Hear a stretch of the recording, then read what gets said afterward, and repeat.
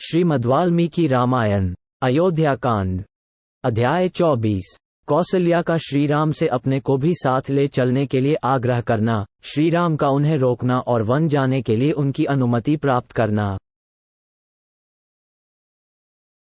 कौसल्या ने जब देखा कि श्रीराम ने पिता की आज्ञा के पालन का ही दृढ़ निश्चय कर लिया है, तब वे आंसुओं से रुंधी हुई गदगद वाणी में धर्मात्मा श्रीराम से इस प्रकार बोली। हाय, जिसने जीवन में कभी दुख नहीं देखा है, जो समस्त प्राणियों से सदा प्रिय वचन बोलता है, जिसका जन्म महाराज दशरथ से मेरे द्वारा हुआ है, वह मेरा धर्मात्मा पुत्र उंचवृत्ति से खेत में गिरे हुए अनाज के एक एक दाने को बीनकर कैसे जीवन निर्वाह कर सकेगा? जिनके भृत्य और दास भी शुद्ध स्वादिष्ट अन्न खाते हैं, वे ही श्रीराम वन में फल मूल का आहार कैसे करेंगे? जो सद्गुण संपन्न और महाराज दशरथ के प्रिय हैं, उन्हीं ककूत्स्थ कुलभूषण श्रीराम को जो वनवास दिया जा रहा है, इसे सुनकर कौन इस पर विश्वास करेगा? अथवा ऐसी बात सुनकर किसको भय नहीं होगा? श्रीराम निश्चय ही इस जगत में दैव सबसे बड़ा बलवान है। उसकी आज्ञा सबके ऊपर चलती है, वही सबको सुख दुख से संयुक्त करता है, क्योंकि उसी के प्रभाव में आकर तुम्हारे जैसा लोकप्रिय मनुष्य भी वन में जाने को उद्यत है। परंतु बेटा, तुमसे बिछुड़ जाने पर यहाँ मुझे शोक की अनुपम एवं बहुत बड़ी हुई आग उसी तरह जलाकर भस्म कर डालेगी, जैसे ग्रीष्म ऋतु में दावानल सूखी लकड़ियों और घास फूस को जला डालता है। शोक की यह आग मेरे अपने ही मन में प्रकट हुई है। तुम्हें न देख पाने की संभावना ही वायु बनकर इस अग्नि को उद्दीप्त कर रही है। विलाप जनित दुख ही इसमें ईंधन का काम कर रहे हैं। रोने से जो अश्रुपात होते हैं, वे ही मानो इसमें दी हुई घी की आहुति है। चिंता के कारण जो गरम गरम उच्छ्वास उठ रहा है, वही इसका महान धूम है। तुम दूर देश में जाकर फिर किस तरह आओगे? इस प्रकार की चिंता ही इस शोकाग्नि को जन्म दे रही है। सांस लेने का जो प्रयत्न है, उसी से इस आग की प्रतिक्षण वृद्धि हो रही है।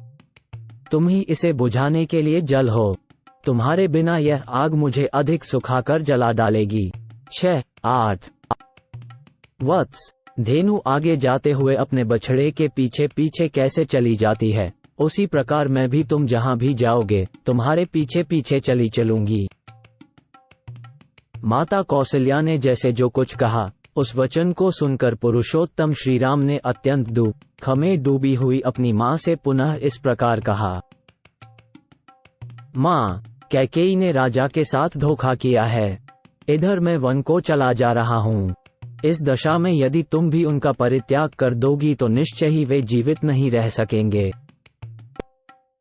पति का परित्याग नारी के लिए बड़ा ही क्रूरतापूर्ण कर्म है। सत्पुरुषों ने इसकी बड़ी निंदा की है, अतः तुम्हें तो ऐसी बात कभी मन में भी नहीं लानी चाहिए। मेरे पिता ककूत्स्थ कुलभूषण महाराज दशरथ जब तक जीवित हैं, तब तक तुम उन्हीं की सेवा करो। पति की सेवा ही स्त्री के लिए सनातन धर्म है। श्रीराम के ऐसा कहने पर शुभ कर्मों पर दृष्टि रखने वाली देवी कौसल्या ने अत्यंत प्रसन्न होकर अनायास ही महान कर्म करने वाले श्रीराम से कहा, अच्छा बेटा, ऐसा ही करूंगी। मां के इस प्रकार स्वीकृति सूचक बात कहने पर धर्मात्माओं में श्रेष्ठ श्रीराम ने अत्यंत दुख में पड़ी हुई अपनी माता से पुनः इस प्रकार कहा। मां, पिताजी की आज्ञा का पालन करना मेरा और तुम्हारा दोनों का कर्तव्य है, क्योंकि राजा हम सब लोगों के स्वामी, श्रेष्ठ गुरु, ईश्वर एवं प्रभु हैं। इन 14 वर्षों तक मैं विशाल वन में घूम फिर कर लौट आऊंगा और बड़े प्रेम से तुम्हारी आज्ञा का पालन करता रहूंगा। उनके ऐसा कहने पर पुत्रवत्सला कौसल्या के मुख पर पुनः आंसुओं की धारा बह चली। वे उस समय अत्यंत आर्त होकर अपने प्रिय पुत्र से बोलीं, बेटा राम, अब मुझसे इन सौतों के बीच में नहीं रहा जाएगा। काकूत्स्थ, यदि पिता की आज्ञा का पालन करने की इच्छा से तुमने वन में जाने का ही निश्चय किया है, तो मुझे भी वनवासिनी हरिणी की भांति वन में ही ले चलो। ये कहकर माता कौसल्या रोने लगी। उन्हें उस तरह रोती देख श्रीराम भी रो पड़े और उन्हें सांत्वना देते हुए बोले, मां, स्त्री के जीते जी उसका पति ही उसके लिए देवता और ईश्वर के समान है। महाराज तुम्हारे और मेरे दोनों के प्रभु हैं। जब तक बुद्धिमान जगदीश्वर महाराज दशरथ जीवित हैं, तब तक हमें अपने को अनाथ नहीं समझना चाहिए। भरत भी बड़े धर्मात्मा हैं। वे समस्त प्राणियों के प्रति प्रिय वचन बोलने वाले और सदा ही धर्म में तत्पर रहने वाले हैं, अतः वे तुम्हारा अनुसरण, तुम्हारी सेवा करेंगे। मेरे चले जाने पर जिस तरह भी महाराज को पुत्रशोक के कारण कोई विशेष कष्ट न हो, तुम सावधानी के साथ वैसा ही प्रयत्न करना। कहीं ऐसा न हो कि ये दारुण शोक इनकी जीवन लीला ही समाप्त कर डाले। जैसे भी संभव हो, तुम सदा सावधान रहकर बूढ़े महाराज के हित साधन में लगी रहना। उत्कृष्ट गुण और जाति आदि की दृष्टि से परम उत्तम तथा व्रत उपवास में तत्पर होकर भी जो नारी पति की सेवा नहीं करती है, उसे पापियों को मिलने वाली गति, नरक आदि की प्राप्ति होती है। जो अन्यान्य देवताओं की वंदना और पूजा से दूर रहती है, वह नारी भी केवल पति की सेवा से उत्तम स्वर्गलोक को प्राप्त कर लेती है। अतः नारी को चाहिए कि वह पति के प्रिय एवं हित साधन में तत्पर रहकर सदा उसकी सेवा ही करे। यही स्त्री का वेद और लोक में प्रसिद्ध नित्य सनातन धर्म है। इसी का श्रुतियों और स्मृतियों में भी वर्णन है। देवी, तुम्हें मेरी मंगल कामना से सदा अग्निहोत्र के अवसरों पर पुष्पों से देवताओं का तथा सत्कार पूर्वक ब्राह्मणों का भी पूजन करते रहना चाहिए। इस प्रकार तुम नियमित आहार करके नियमों का पालन करती हुई स्वामी की सेवा में लगी रहो और मेरे आगमन की इच्छा रखकर समय की प्रतीक्षा करो।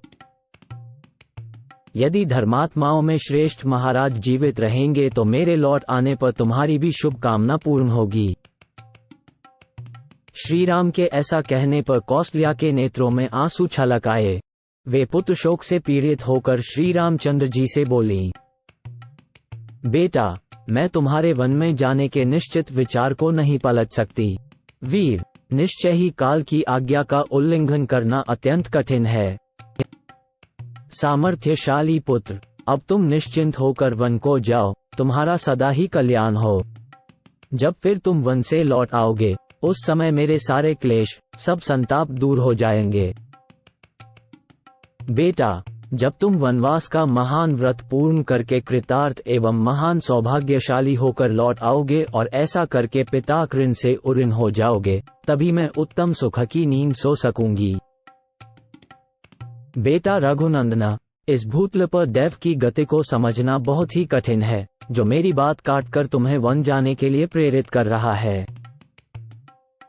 बेटा महाबाहो, इस समय जाओ, फिर कुशल पूर्वक लौटकर सांत्वना भरे मधुर एवं मनोहर वचनों से मुझे आनंदित करना। वत्स, क्या वो समय अभी आ सकता है जबकि जटा वल्कल धारण किए वन से लौटकर आए हुए तुमको फिर देख सकूंगी?